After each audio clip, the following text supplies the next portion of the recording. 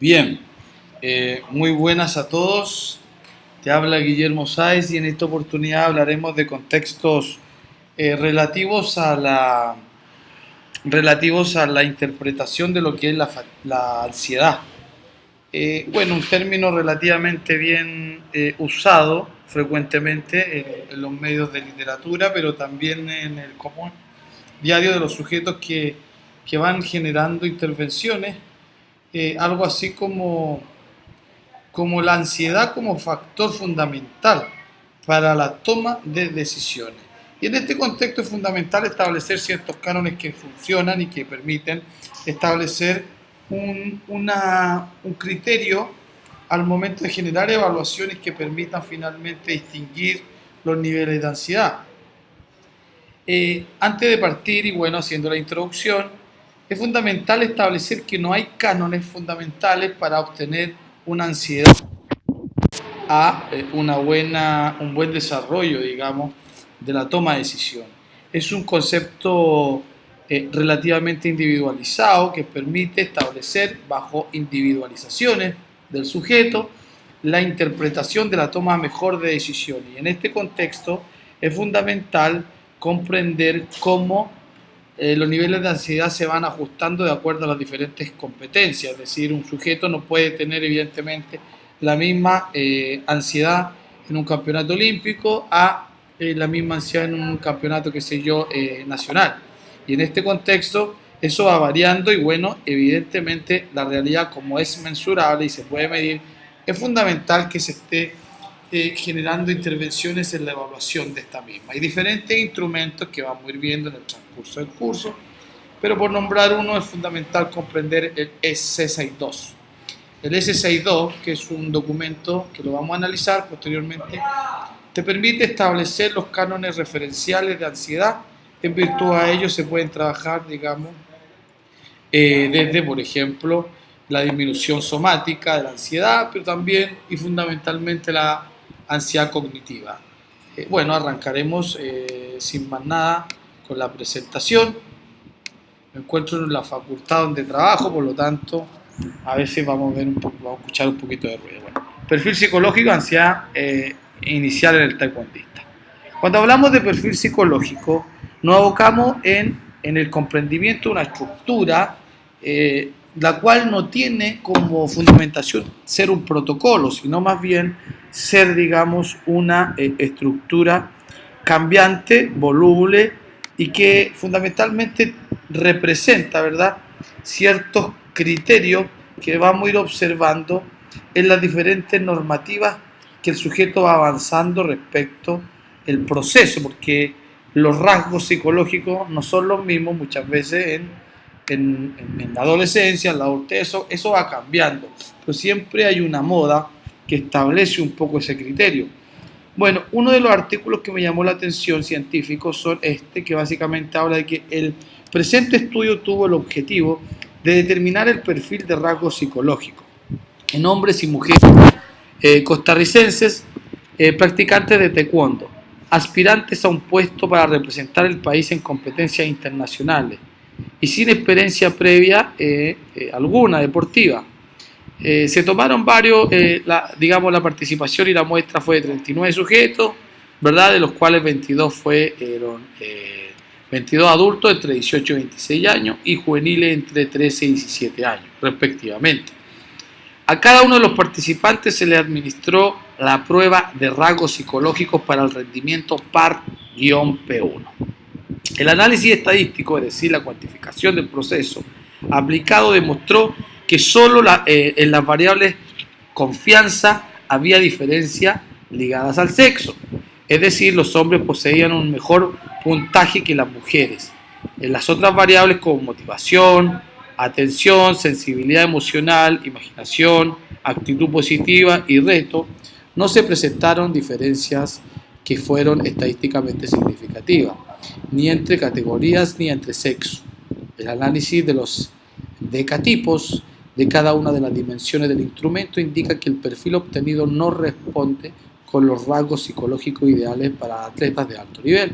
Por consiguiente, pese a los participantes que tenían el mayor rendimiento competitivo del país, es decir, básicamente tenían los mejores rendimientos y no se ajustaban a los perfiles internacionales de catipo que hay en el mundo respecto a los niveles de psicología. Estos hallazgos fueron similares tanto en hombres como en mujeres de ambas categorías, la aplicación de un modelo de participación mental, deportiva, por tanto es esencial para la mejora de los rasgos psicológicos hallazgos y facilitar un mejor desempeño deportivo. Bien, bueno, dentro del contexto de la ansiedad y los rasgos psicológicos, encontramos una correlación cercana, es decir, en los rasgos de catipos en tipos que tienen, por ejemplo, la autoconfianza alta, hay correlaciones que indican que el rendimiento o el desempeño deportivo aumenta.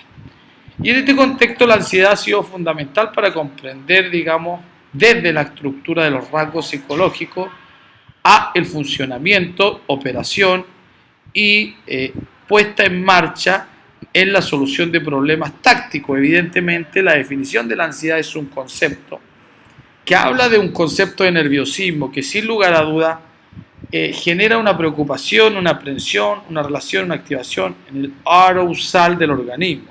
Glor, Grandalf y Kraner 2002 como definición, es decir, de los rasgos a las ansiedades. Es decir, un sujeto que tenga un rango de autoconfianza mínima, evidentemente hay una correlación a un mayor grado de estrés.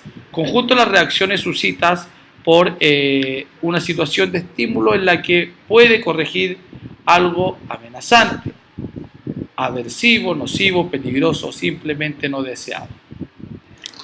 En este contexto nos encontramos con tipos de ansiedad, ¿verdad? Y los tipos de ansiedad son, voy a aumentar digamos, la presentación. Los tipos de ansiedad son ansiedad rasgo y ansiedad estado. Nos encontramos con ansiedad estado. Es una ansiedad básicamente que se genera bajo la problemática in situ del evento competitivo. En este contexto, la ansiedad estado, es una ansiedad que hace referencia al componente siempre variable del estado de ánimo. Es un estado emocional caracterizado de sensaciones subjetivas que tienen, digamos, consistentemente percibidas de recelo y tensión, asociadas a la activación de arousal del sistema nervioso autónomo. Situación-evento, es decir, esta ansiedad es relativa a la variabilidad del evento competitivo. En este contexto nos encontramos con este tipo de ansiedad que es variable al entorno, es decir, al evento competitivo, pero también hay un factor fundamental que me parece ser muy interesante en el plano de la investigación y creo no haberse hecho. No sé si se han puesto a pensar ustedes o han hecho el ejercicio en, digamos, generar un planteamiento competitivo, digamos, en la academia, en donde generalmente se hace la intervención competitiva, ¿verdad? Empiezan los deportistas a hacer el combate, pero también hay otra intervención en donde se generan didácticamente, disculpen, ando un poco enfermo, didácticamente motivaciones. Es decir, si nos planteamos en este ejemplo, es decir, tenemos 30 sujetos, 30 deportistas, y dividimos el grupo en 15, en donde se generan dos enfrentamientos entre los competidores, entre los niños y los demás que están apoyando que los dos compitan, ejemplificando como si fueran adversarios. Los demás lo apoyan a través del ruido, es decir, literalmente le gritan, vamos, vamos, gana Felipe, y el otro del otro bando gana Esteban, y bueno, se genera un ruido no menor que estresa notablemente. ¿Eso qué quiere decir básicamente? Que el ruido genera una problemática cognitiva relevante, es decir, Si usted hicieran el ejercicio de que el sujeto, si se estresa por el ruido del gimnasio, de las galerías, si usted le pusiera unos conos, el sujeto al no escuchar el ruido, los niveles de ansiedad disminuyen. Yo he podido hacer este experimento en diferentes ocasiones y evidentemente es así. Ahora, falta un estudio que hable de eso, un poco más que quedo en deuda, tengo que hacerlo. ¿Y eso qué quiere decir en definitiva? Que muchas veces la representación del estrés pasa por el sentido auditivo. Y eso tiene en algún punto una mejora, es decir, hay sujetos que se estresan mucho y se les puede poner, digamos, audífonos antes del enfrentamiento. Y eso disminuye notablemente el grado de ansiedad, estado, frente a la situación competitiva. Ahora, evidentemente, ya, digamos, en el plano ya competitivo, también es bueno manejarlo eso. Pero una herramienta sirve los audífonos. La música, que te relaja también, los tapones, digamos, de oído, mientras espera que lo llamen para el evento competitivo. Pero también nos encontramos con la ansiedad rasgo, que es permanente y que es estable, como aparece en el gráfico, y que tiene una connotación de un sujeto que generó o sufrió intervenciones en la niñez, lo cual en la vida diaria genera un temor constante y permanente.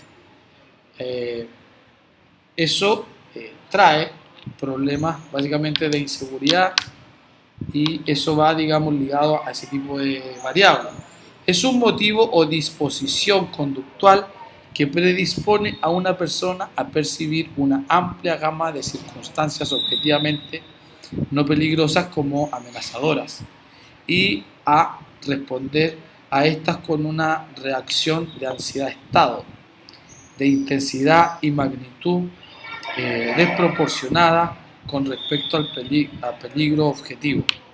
Es decir, se mantiene esta ansiedad y dificulta la tarea evidentemente porque la toma de decisión requiere de una arousal, es decir, de un temperamento que sea propicio, pero no propicio a la competencia, porque la competencia no tiene un estándar, sino que propicio al sujeto en sentirse cómodo y eficiente bajo esa, digamos, dimensión de la ansiedad, por decirlo de alguna manera. En este contexto, la ansiedad tiene las características del estrés, que luego del estrés se genera, o el indicador, digamos, en la ansiedad, puede ser disruptiva, imprevista, transversal y acciones concretas de la ansiedad. Si se dan cuenta, estimados, generalmente en los Grand Prix y otros eventos internacionales, la ansiedad gestual, digamos, los gestos técnicos no se evidencia mucho. Y esto lo digo porque la técnica no se pierde a pesar de que hay una automatización constante, elaborada, trabajada, por algo son deportistas de alto rendimiento, que no se pierde bajo no tanto la dificultad física, sino que la dificultad del escenario en términos de ansiedad. Porque generalmente la constante, los deportistas de alto nivel, es mantener un arousal bajo o relativamente normal, no extremo. A mí me pasaba personalmente, nunca me gusta ser autorreferente, pero que me ponía muy ansioso y me costaba mantener, digamos, la quietud. Y obviamente la toma de decisiones se vea un poco alterada, pero más que la toma de decisiones, la capacidad heteroespacial, que es la proximidad táctica de llegar al enfrentamiento.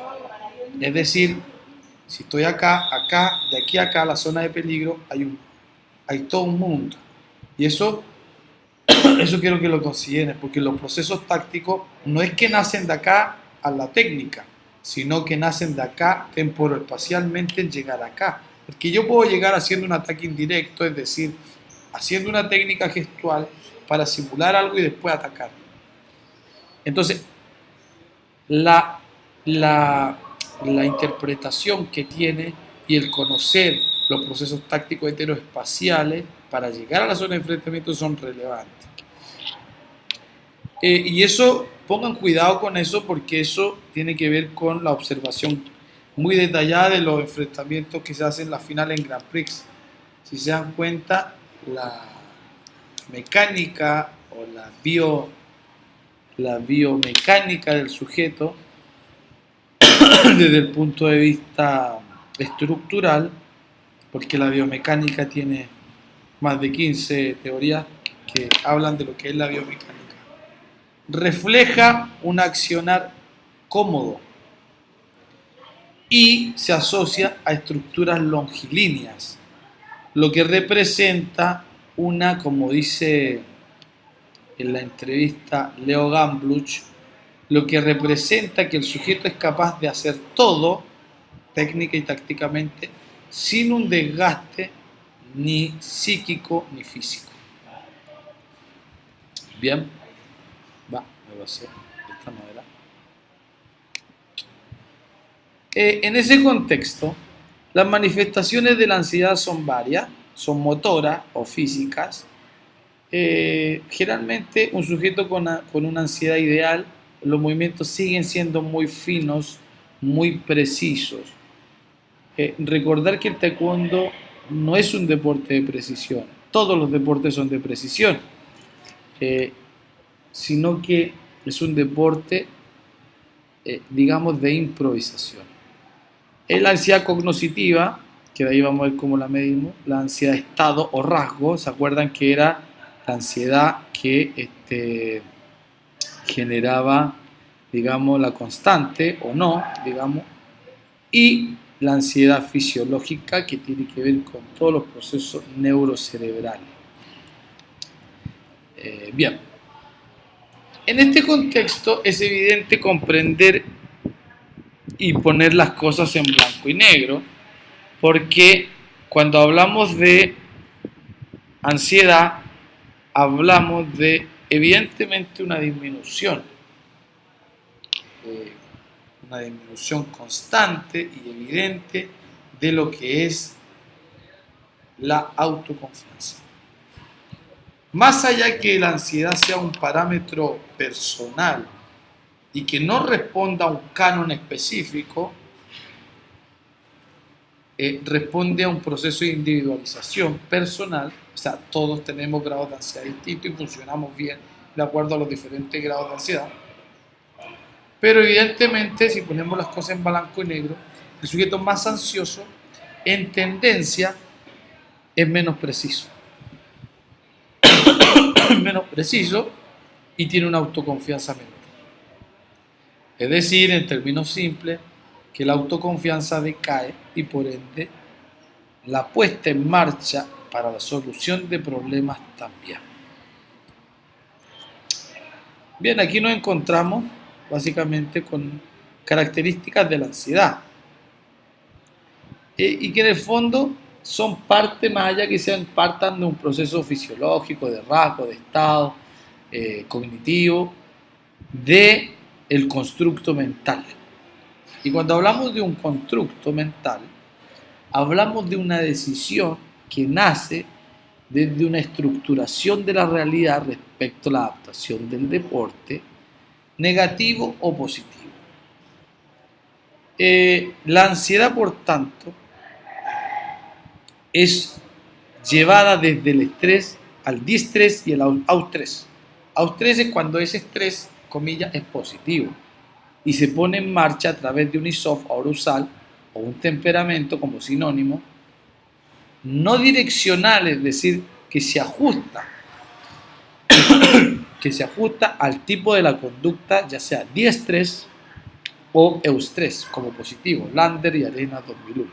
Propuestas de la ansiedad, como este gráfico, que hace mención a que el estrés puede ser positivo o negativo. Y cuando es negativo es diestrés y cuando es positivo es eustrés, lo que significa finalmente que el sujeto tiene un aerosal o un ISOF idóneo para el deporte, Hay deportes que requieren un grado de estrés mayor y otros que requieren un grado de estrés menor. Cabe destacar que los sujetos responden a tendencia. Es por ello que hago mención al nivel de estrés que puedan tener en cada deporte. Bien, dentro de este marco nos encontramos con aspectos generales sobre la ansiedad, los cuales son concepto de ansiedad, las manifestaciones, los niveles de ansiedad, la valoración de la ansiedad, que veremos a continuación. Dentro de los conceptos de ansiedad tenemos como el sentimiento vago de intranquilidad, incertidumbre, impotencia. El estado de tensión que se acompaña, ¿verdad?, en ocasiones de una sensación de terror o desgracia. Es la respuesta emocional normal a una determinada amenaza o estrés y surge cuando el sujeto percibe una amenaza real o no, física o psíquica sobre sí o sobre sí mismo o sobre la situación. Y es habitual que el individuo no identifique el objeto real de la ansiedad, pero la sensación sí son auténticas. Las relaciones de ansiedad se pueden clasificar en distintos niveles, es fácilmente contagiosa. Cuando se habla que es fácilmente contagiosa, quiere decir, desde la respuesta más científica que pueda haber, existen neuronas espejos. Y estas neuronas espejos, así como el bostezo, la ansiedad se transmite, es decir, el sujeto o el compañero que tiene miedo tiende a través de las células espejo, neuronas y todo el procesamiento, digamos, de la anatomía, se ve reflejado a través de una cara, una gesticulación o una acción de nervio. Por eso que es importante que el equipo en sí mismo no manifieste el grado de estrés relevante a la hora de la competencia, de tal manera que ese sujeto, a través de la célula de espejo, no genere una ansiedad relativa al otro y el otro al otro.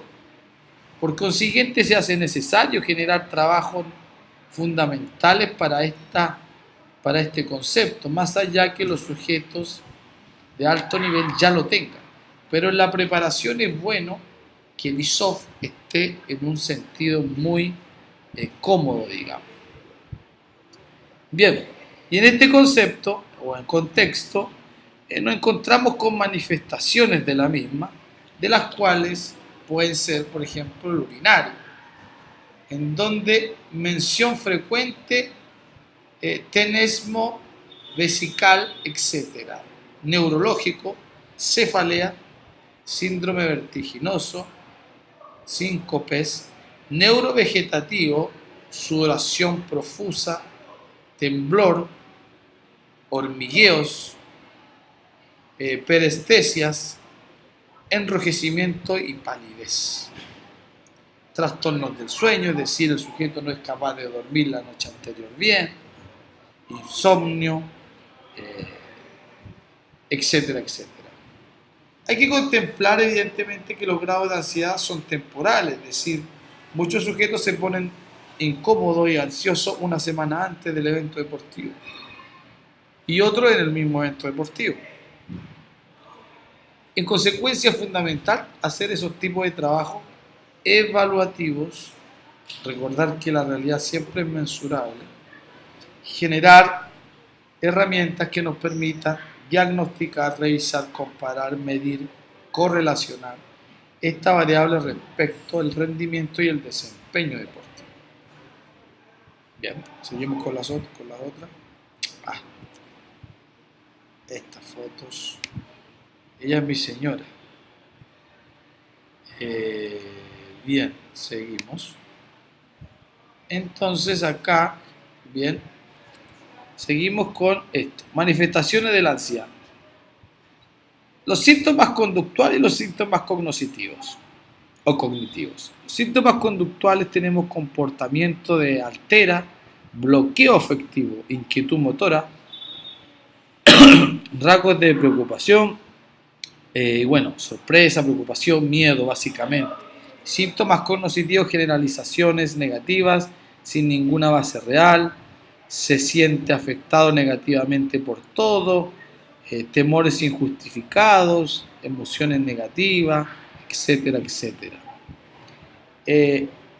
Tiene dificultad para concentrarse, es decir, no responde bien a los lineamientos sujetos muchas veces por el coaching y básicamente no porque el sujeto no comprenda, sino más bien porque los síntomas cognitivos son complejos a la hora de la toma de decisiones. Y en este caso es fundamental plantearse en la toma de decisiones, es decir, generar la mayor posibilidad de inconvenientes tácticos temporales sujetos a la cavidad espacial del tatami, es decir, contemplar en la mitad de la cancha problemáticas, contemplar problemáticas en la esquina de la cancha, contemplar problemáticas arbitrarias, Kamcho, Kyongo, bueno, ahora creo que no son Kyongo, Kamcho. Contemplar problemáticas desde la dificultad aplicativa, es decir, si el sujeto no es capaz de aplicar un Job Chagi bien, o un Tom Dolio Chagi, como una pata con giro, exigirle eso desde una problemática del adversario, es decir, generar espacios tácticos complejos en donde el sujeto tenga que resolver inconvenientes de carácter altos. Bueno, eso va a depender del sujeto, no del protocolo, es decir, una pata con giro no menciona que sea una técnica compleja, eso no existe, sino que hay sujetos que se les complica más y a otros que se les complica menos. Por tanto, eso es personal. Aspectos generales de la ansiedad. Encontramos con niveles, ¿verdad? Niveles moderados, intensos y el pánico. Obviamente, en la experimentación con niños nos encontramos muchas veces con el pánico y esos niños tienen que ir o hacer un constructo de la realidad distinto de lo que es el deporte. Para ello, evidentemente, el campo perceptivo, motor y psicológico se reduce a la capacidad de centrarse. El campo perceptivo y visual, porque cuando el sujeto mantiene estrés, lo único que hace es poner la mirada en la pechera. Cuestión en iniciación y desarrollo que no es positiva. Para tener un aerosol o un temple o como se llame, como sinónimo positivo, es necesario que el sujeto mire todo el contexto estereoespacial, las posibilidades motrices y de espacio que tiene, no fijar la mirada solamente en la pechera porque eso genera un inconveniente, un estrés y una sobreatención. Bueno, en este caso nos encontramos con los niveles de ansiedad leve, que aumenta el estado de alerta, ¿verdad? Mejora el aprendizaje, la resolución de problemas se hace máxima. Y los niveles de ansiedad moderados, que pienso yo que también es bueno, va a depender del sujeto, genera una capacidad para centrarse en las principales preocupaciones, ¿verdad? Las dificultades para mantener atento a aprender, falta de atención selectiva, resolución de problemas con ayuda, son útiles las técnicas de relajación. Hay técnicas, hay protocolos de relajación en realidad que los psicólogos hoy día están manifestando y tiene que ver básicamente con una interpretación visual o con el entrenamiento idiomotor de ideas o virtual, por decirlo de alguna manera. Y se trabaja básicamente para tener una ansiedad moderada, digamos, y que no sobrepase eso. Hay sujetos que se ponen más nerviosos, producto muchas veces de la experiencia. Y en realidad, el sujeto que se pone muy nervioso en estricto rigor psicosomáticamente presenta una dificultad alta, incluso en la toma de decisiones. Entonces hay que trabajar mucho eso desde la evaluación, que lo veremos a continuación. Los niveles de ansiedad intensos son la incapacidad de concentrarse, resolver problemas, es decir, práctica de actividad estructurada, precisa actividad estructurada, intensa actividad muscular, se desgasta físicamente, se cansa, se estresa, da 2 combates y queda muy estresado, no quiere más. Contrariamente, el sujeto que no presenta ansiedad puede hacer 4 combates perfectamente. Y se genera el pánico, básicamente, que es posterior a la ansiedad intensa, que es la incapacidad total de centrarse, que es desintegración de las capacidades de afrontamiento y debe disminuirse los estímulos ambientales. Nos encontramos con el clásico deportista que se pone muy nervioso porque está peleando una final con un coreano. Y hay varios síntomas, reflejos de eso, pero una de las mayores preocupaciones de ansiedad las da el número, es decir, el resultado, la apuesta al resultado. Sugiero que la puesta en marcha sea más orientada al rendimiento que al resultado, porque cuando es el resultado, y además que tiene múltiples variables, no responde a muchas veces una tranquilidad después de la derrota, más cuando se pierde, pero se cumple con el objetivo del rendimiento, con el objetivo orientado al rendimiento. El deportista se queda más tranquilo y los niveles de resiliencia son mejor y la derrota se la toma mucho mejor. Bueno, para la valoración de la intensidad nos encontramos con SC2, con la escala de ansiedad de Hamilton, entre otros. Pueden buscar eso, se los recomiendo para que le den un vistazo y lo puedan aplicar en su academia, con su deportista. Los trastornos relacionados con la misma son trastornos de la ansiedad generalizada, crisis de angustia, pánico, trastorno, fóbico. Esto generalmente se da en iniciación, en iniciación y desarrollo, incluso la forma deportiva, que tiene que ver con iniciación y desarrollo de los deportistas. Ahora bien, los trastornos de la ansiedad generalizada suelen mantenerse en la adolescencia, primeros años de la adultez. La adolescencia tardía dura hasta los 21 años, en estricto rigor. Recordar sí que hay deportistas connotados que ya a los 18 años han ganado mucho. Entonces, como este deporte estadísticamente se representa en la obtención de logros a temprana edad, es complejo que a los 21 años estemos trabajando los contextos de ansiedad en el alto rendimiento. No debería ocurrir eso. Es habitual que el nivel de ansiedad sea tan elevado que llegue a impedir la concentración. Las respuestas son desproporcionadas muchas veces. Suelen observarse en personas que sufren colon irritable, cefalea, entre otros. Es muy bueno mantener un equilibrio, y esto no es que sea propicio solamente al deporte. El sujeto ansioso generalmente toma malas decisiones. En ese contexto el sujeto ansioso es débil y es bueno entrenar eso, por decirlo de alguna manera, o educarlo desde temprana edad, desde la niñez. Un papá ansioso genera ansiedad en el niño. Un papá tranquilo genera seguridad en el niño y lo mantiene con un equilibrio. Bien, los trastornos de la ansiedad generalizada son criterios diagnósticos DSM cuarto, que es ansiedad excesiva o sobrepreocupación excesiva en relación a una amplia gama de situaciones y actividades, la mayoría de los días, al menos 6. Dificultad del individuo para controlar este estado de preocupación y apreciación. Al menos 3 síntomas como fatiga temprana, letargia, desgano, disminución de la libido, desconcentración, irritabilidad, tensión muscular, trastornos del sueño, y tiene una relación directa con el concepto de fatiga. Bueno, los trastornos de angustia o crisis de pánico están ligados básicamente a la aparición de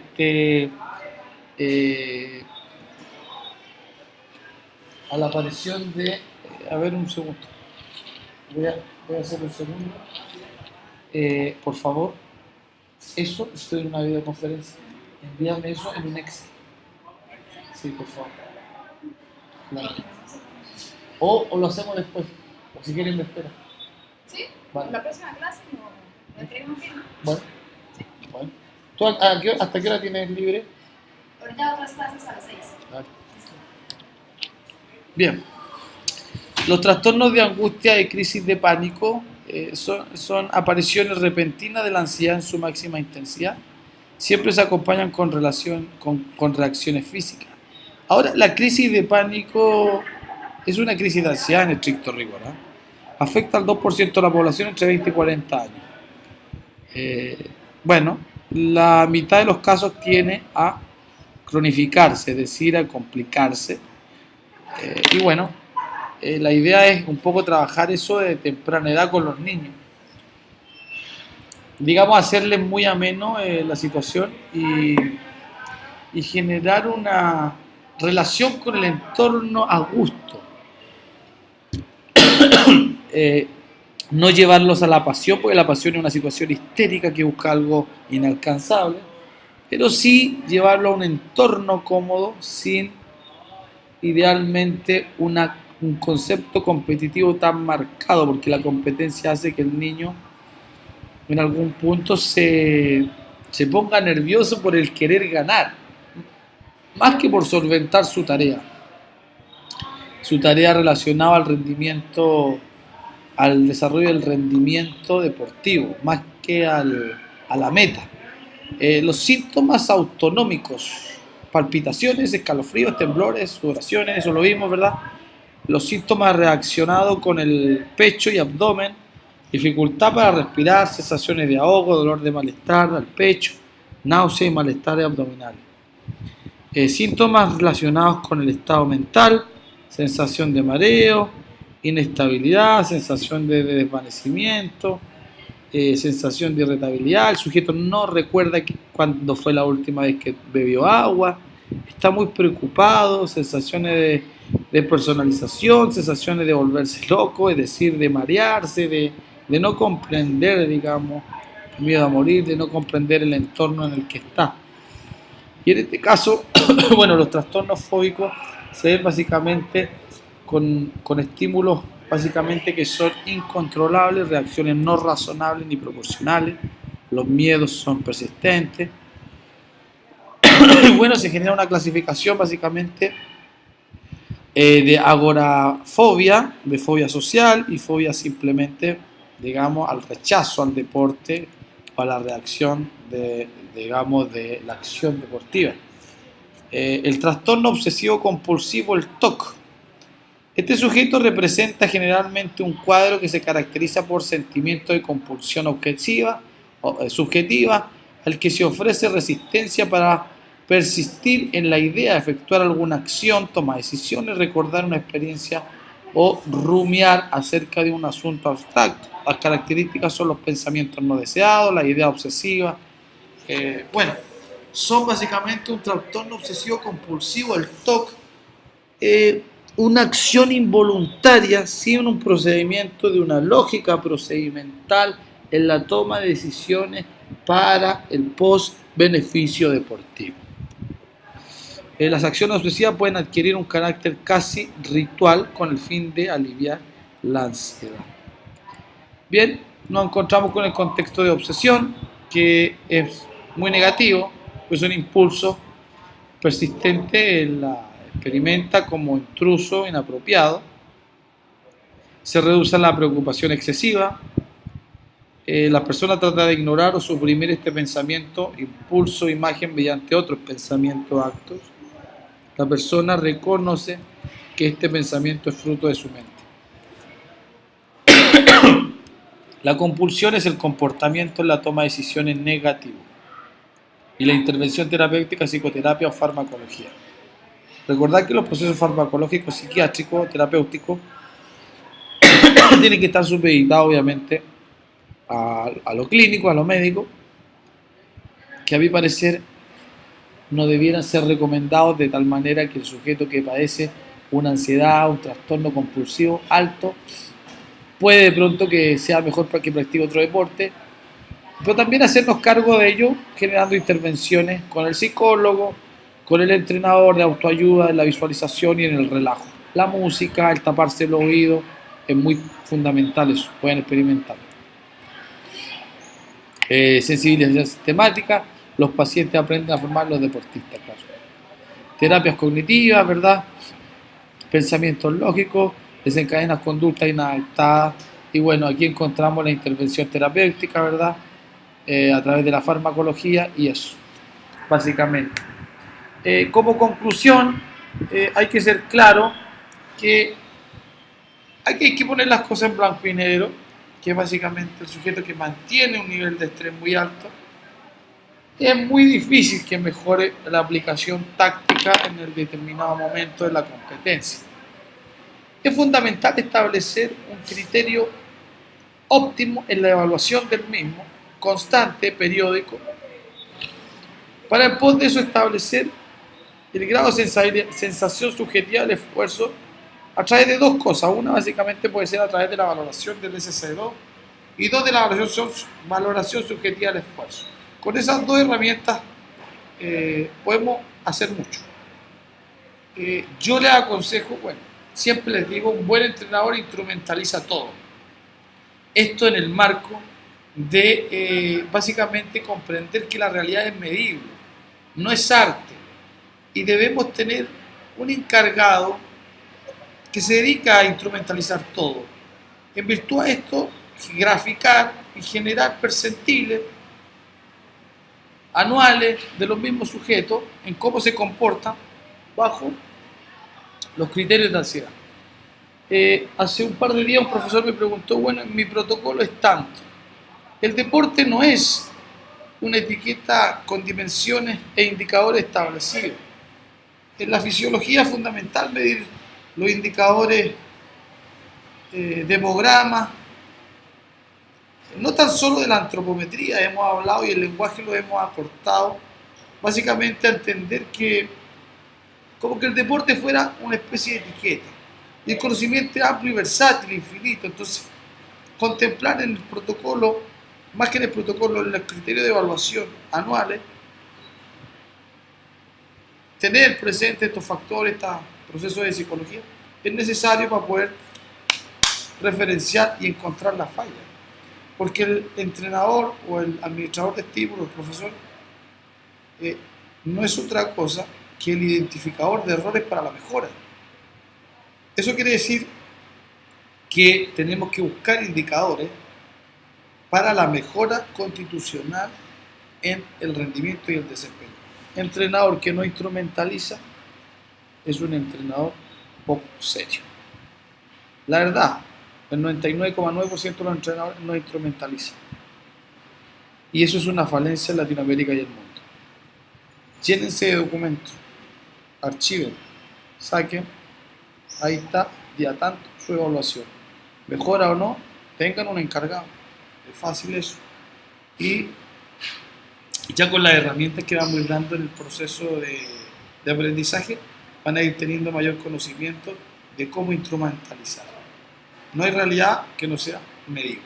Por consiguiente, juntemos fichas, dejemos un encargado y nuestro trabajo va a ser mucho más serio y por ende la identificación, que es lo fundamental de los inconvenientes, de los errores, va a poder ser distinguida, asesorada, monitorizada y por ende solucionada.